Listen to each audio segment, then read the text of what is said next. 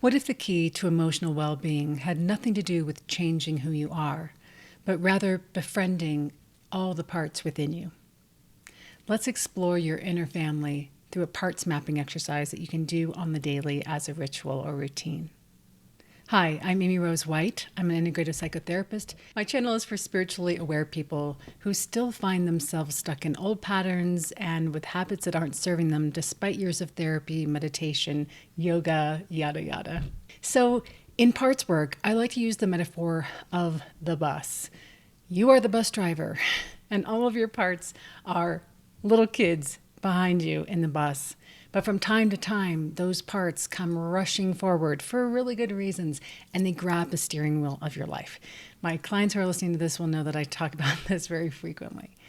So let's explore how understanding the bus metaphor can lead us to daily mapping our parts and getting to understand them with love and attention, time and presence. Because that's all those troublesome behaviors, repeating patterns, old beliefs, they all come from specific parts that typically begin in childhood.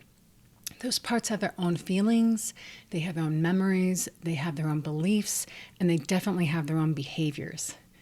So from an internal family systems or parts work or ego state philosophy, you have the driver of the bus, which is your capital S self.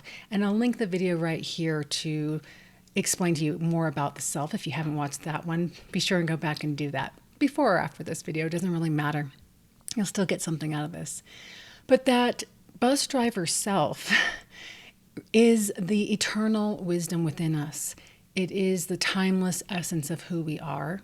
It is where we feel grounded and clear, where we can access courage, compassion, and curiosity, where we're unblended from parts that may feel judgment, anger, frustration, or shame.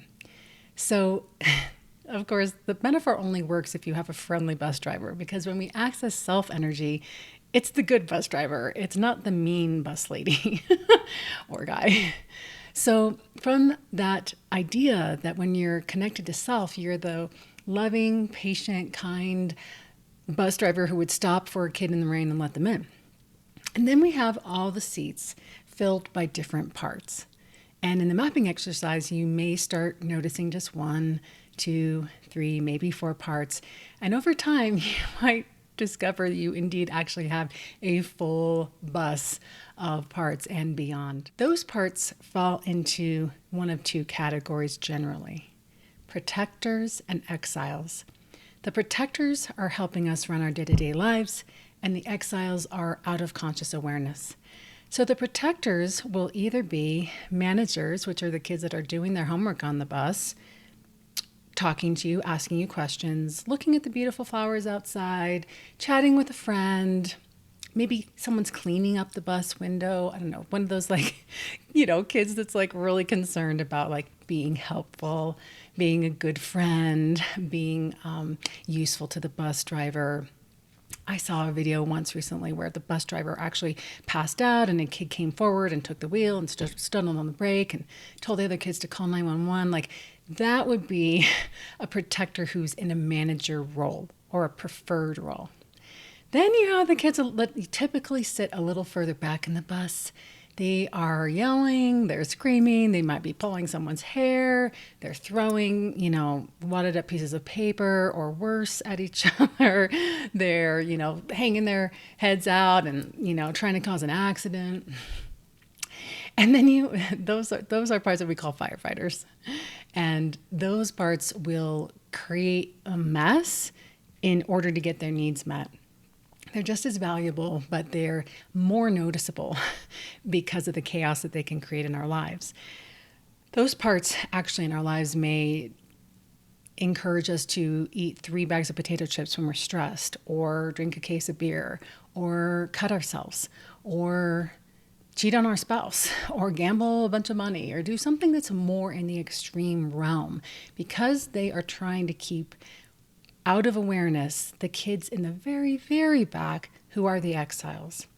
That's the wounded, injured, painful material that we keep actually hidden so far deep back there and maybe even under the seats that the driver doesn't even know they're there most times. most of the ride. They're not even realizing that those exiled little kids are in the back of the bus hiding. Those protectors are working really hard to make sure we don't know that those pieces are there, because they don't think that we will be okay if that exiled emotional material comes forward. So, to try to understand how all those parts on your bus show up in daily life, I invite you to do this exercise. So, at the end of a difficult day, stressful week, you can even start with just doing this once a week and then ideally move into doing it once a day. Just want you to stop what you're doing, set aside all distractions. If there's any people that you live with in your home, let them know that for 15 minutes you're not going to be available. Carve this time out as sacred space and time just for you to get to know your inner family. And check in with your body. Just notice what's happening and notice what comes to mind. Notice if a memory from the day, a situation, or a big emotion, or even just a bodily sensation like a lump in your throat kind of is present. If there's something that's been bothering you, if there's something you're worrying about or that's eating at you, or an interaction or fight you had with your partner the night before, just notice that and write it down. You can voice memo it in your phone. You can write it on a piece of paper. If you don't have access to that, you can simply make a mental note. Then I want you to notice who showed up and make it really simple.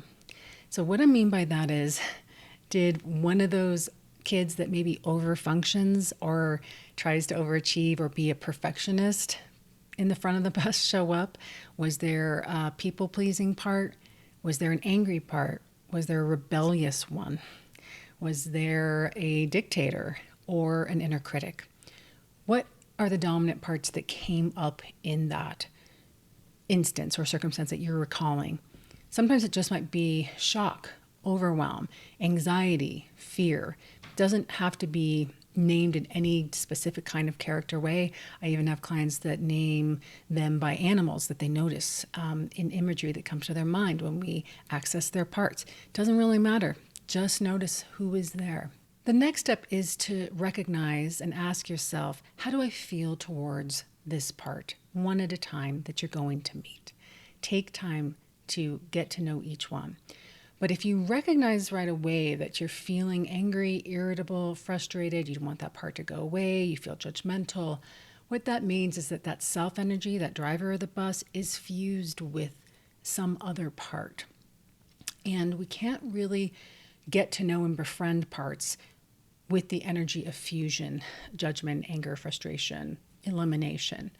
So I invite you to simply take a deep breath and ask the part that is feeling judgmental, angry, frustrated to step aside so that you can continue the dialogue with these parts, with the promise that you'll come back to that irritated one when you're done.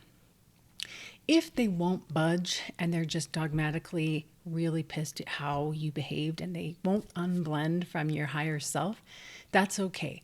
Just stay in the moment with your breath and let that part know, I'm here. I'm here. I see that you're really angry. You're upset with me. You're telling me I did the wrong thing. You know, in that fusion, all I want you to do is simply let that part know that you're listening. If you feel the energy decline a little bit, then you can add one more prompt, which would be, you belong here. And just notice what happens, how that part reacts, what happens in your body. Sometimes it opens space to continue the exercise, or sometimes it just gets you down to a baseline where you feel like you could pause and go on to the rest of your evening or day. That's fine too. If it does give you permission to step aside, or if you automatically notice that you're feeling compassionate and curious and kind towards your parts, then one by one, ask them what they want you to know. Just listen. You might write it down. You might draw about it. You might, again, leave a voice memo about it. Just keep asking what else is important, and what are you afraid of right now? Or what are you afraid that situation might mean for me? And just listen. If you can find any space in your heart where it kind of makes sense from that part's belief system that things are really scary or bad or big, let that part know that makes sense. And then you want to ask, what do you need from me right now? What can I do to support you? How can I love you better in this moment? I'm all grown up. I'm here to take care of you now. What do you need? What can I do? And just notice, sometimes those parts will have a hard time receiving love and time and attention when we're first getting used to doing this work and mapping out who's there and who came up in each situation. But that's okay. We all need time for trust to be earned. And if we're not giving people time or taking the time before we trust people, that's probably a very young part that is kind of so used to opening its arms to danger that it hasn't learned discernment yet. And that's why engaging with access to self energy, that driver of your bus, is so important, because that's the wise self that can take care with wisdom, discernment, and appropriate judgment to protect in real time from an adult perspective all those internal parts, especially those exiles that are so scared and hurt and vulnerable, to let them know that you will never leave them, you'll never abandon or reject or judge or harm them. And day by day, revisiting this framework for a parts mapping ritual, you will build trust with each of those parts. They will reveal more. They will shift more and more out of extreme roles into preferred roles. Nothing wrong with being the rebellious kid in the back of the bus, but in its most extreme form, those are parts that aren't really serving our adult lives anymore. They might have completely helped us make it when we were kids, but they can learn over time that we grew up, and while they don't have to be overachievers in the front, they can take on new roles of their choosing. That more detailed process is something that can happen in the safe container of therapy with a trained internal family systems parts worker, ego state trained therapist. But so much of the rich landscape that we have inside of us can be really enlivened through just pausing and taking time to create this inner relationship on a day-to-day basis. I hope that this is helpful for you. I hope that you try out this tool, see how it goes. Please leave some comments for me below and let me know what about this works or doesn't work for you. What is it like to think about mapping out multiple parts? We don't just have one protector, we have many protectors. We don't just have one exiled part, we have many exiled parts. And over time, we can liberate them into the way that they actually want to show up for us. And that ends up being much, much more effective for all of us in our adult daily lives. Thanks for subscribing, liking, sharing this content. I look forward to seeing you in the next one. Until next time, may you be happy, may you be healthy, may you be safe, and may you be at peace. Bye for now.